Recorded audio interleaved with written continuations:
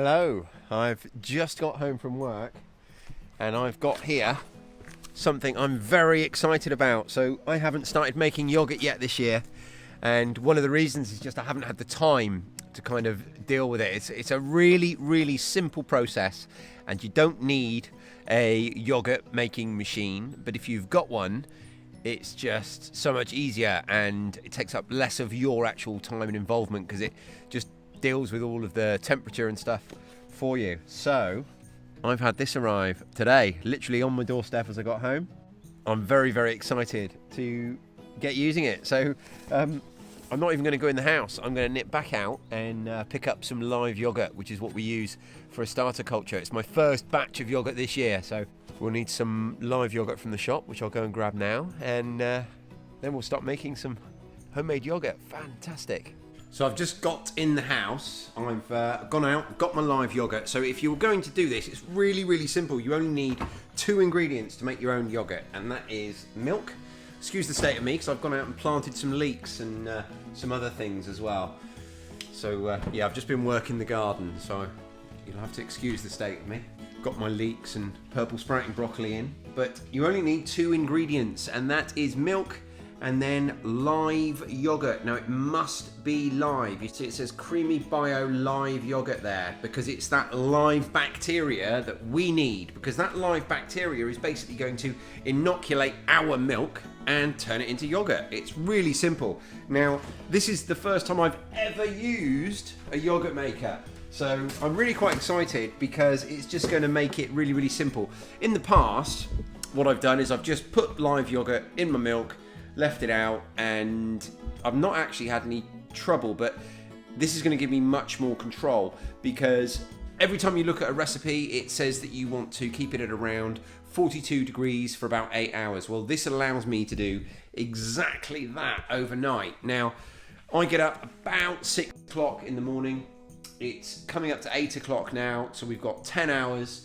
That's fine. When I turn it on, obviously it's going to take a little while to get up to temperature, so I think the 9 to 10 hour mark is going to be just fine, and I'm going to set the machine. This is the beauty of it, I can set the machine for 8 hours, so once it's up to temperature it's only going to sit there for 8 hours. We've already spoke about one ingredient, our live yogurt, and the other ingredient is milk. Well, obviously we've got that in abundance from our goats.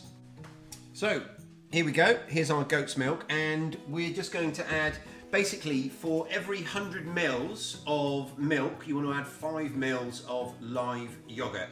So we've got 1200 mils in there, so we need to add 140 mils of live yogurt, roughly. Now the beauty of this is, I will never need to buy another pot of live yogurt, because this is basically like a starter culture, and we need it to inoculate our milk. Now all I need to do is, from the yogurt that I'm going to make, I need to save a little bit of it without flavouring it or anything else, keep a little bit of it unflavoured, and that will inoculate my next batch and the next batch. So, you know, you only need to buy the live yogurt once. After that, all you need is your milk. So I'm going to give that a good stir now. Now I bought this product on Amazon. I'm not affiliated with them, I'm not affiliated with this. I will put a link to it in the description, because it cost me only, I can't remember the exact figure, but it was about £25. I just thought it was incredibly good value, assuming it works, and you'll know that by the end of the video. And what I really liked about it is it comes with 8 of these individual yogurt pots. I really like that idea. So these guys just sit in there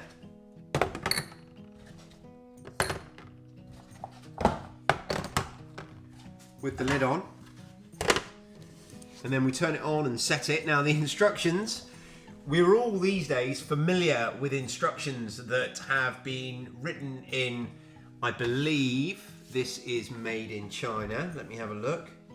Yeah, this is made in China. So we've got instructions that were written in Chinese and then were poorly translated, and we're all familiar with those types of instructions these days, aren't we? However, they're really simple, so you don't really, you could even, if you've got a recipe you're working to, then you could even throw this out. If you're even partly familiar with how this kind of setup works, which is very similar to my dehydrator, so I'm actually okay with it.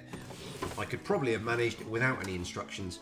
One thing it did say though in the instructions is that we can add a bit of water. You don't have to, but you can add water in here and it's going to help with the temperature and keeping it sort of more even and get a more even yogurt from it. So we're going to put a little bit of water in here and use it a bit like a water bath. Another advantage of that from my point of view is, unless it's the weekend, 8 hours is a bit tricky for me to make yogurt, because by the time I get to bed and everything else and then get up in the morning and get to it, 8 hours isn't quite enough. But doing it this way, it's going to take a little while for everything to get to temperature, so I'm really happy with that. Now I'll give it another stir, because it's really important that those live cultures get inoculated through every bit of the milk, particularly because we're going to split it into these pots before we process it. So let's start topping these pots up. And I don't want to go all the way to the top, because I want to allow a little bit of room for us to add some flavouring tomorrow. We're going to add some maple syrup and some honey and maybe some fruit juice. We'll see what we've got knocking around. I've got some caramelised whey, which we use for flavouring ice creams, and I'm hoping that that's going to work really well. And of course, one of them we'll leave unflavoured, because that will be our starter culture for next time. Like I say, these individual pots are a huge part of the attraction for me, you know, for buying this yogurt maker. Because you can imagine it, you know, when these are all done and just in the fridge, all with different flavours and stuff, it's just really convenient for the family. I'm really quite excited. So they just go in there. Lid on. Okay, now this is the moment of truth. I'm going to turn it on.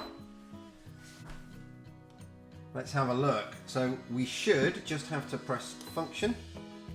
See, the temperature set to 42 already. And then if we go function again, no. Maybe if we go start, and then it's already set to 8 hours. Start again. And that's it. We're done. We're up and running. Okay, it's not quite as straightforward as I thought.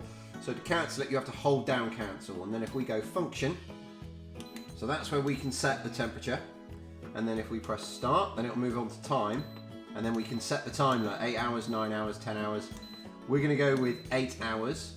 We're going to go with 9 hours, actually. It says anything between 8 and 10 hours, and obviously the more you leave it, the more sort of acidic it's going to taste. We're going to go with 9 hours, press start, and then leave it be.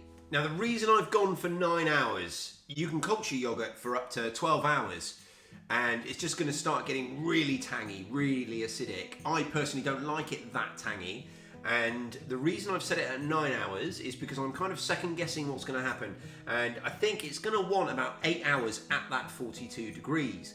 So I'm allowing 1 hour, because everything in there is cold. All the milk's come out the fridge, and that water's just come out the cold tap. Now, I've done that deliberately, thinking that it's going to take maybe an hour before this all gets up to that 42 degrees. So I've set it for 9 hours, because that's also going to take us through till about 5 o'clock tomorrow morning, at which point the machine will shut down and it will gradually come down to room temperature. So overall, I think it's going to spend about the amount of time that I want it to at the right temperature, but it's a bit of a guessing game. First time I've used it, and the proof will be in the pudding, you know, when we taste it in the morning. So I'm going to leave this now, and that's the beauty of this machine. That's now done, set and forget. We're going to come back to it in the morning and have a taste test. So I will speak to you in what for you guys will be a few seconds, but what for me will be a sleep away. So here we are the following morning. Looks like we're done. So I think the best thing to do next is have a taste. So the first thing to say, it's not super thick, but it is thicker than milk. and it's definitely yogurt. So I think next time I might leave it a little bit longer for it to thicken up a little bit more. Like I say, it's not super thick. Let's just see if they're all the same. Yeah, look. So I'm going to add some flavours now. To this one, I'm just going to add some vanilla extract and a little bit of maple syrup. I don't actually have real maple syrup. I've got a maple syrup substitute from the shop. So that's 1 teaspoon of vanilla extract and 1 dollop of maple syrup. And to this one, we're just going to add the maple syrup.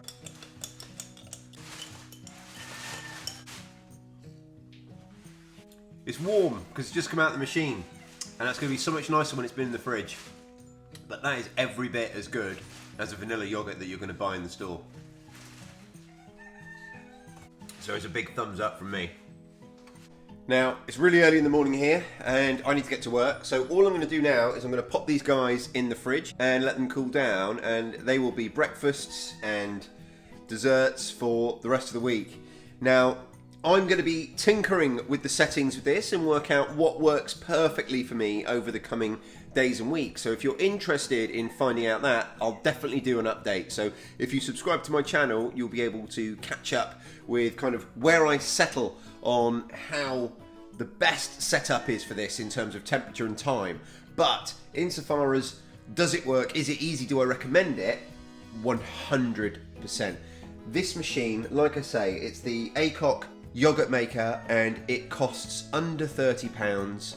I will try and put a link in the description to it. Now there's a few things to say. Firstly, I'm not affiliated with the machine, I'm not affiliated with Amazon, I don't get anything if you buy this.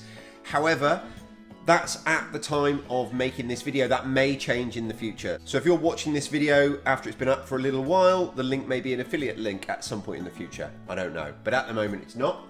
Secondly, this is brand new, so although I can attest to the simplicity of it and the value for money of it as a one-time use, I don't know if it's going to last for 6 years or 6 minutes. So again, if there's a relevant update about this machine and you're watching this video a little bit after I've made it, again, just check the description, because if there is a relevant update, then the link will be down there. But insofar as are these budget yogurt makers worth it? 100%. I just think they're so easy, so quick, easy, simple, and I absolutely love these little pots that come with it. It's going to be super simple. In terms of washing up and cleaning, you've just got your actual yogurt containers. Other than that, all you've got is a water bath. So there's really no washing up. I can't tell you how happy I am and how easy it's going to be to fit this in to my regular systems, you know, of processing milk.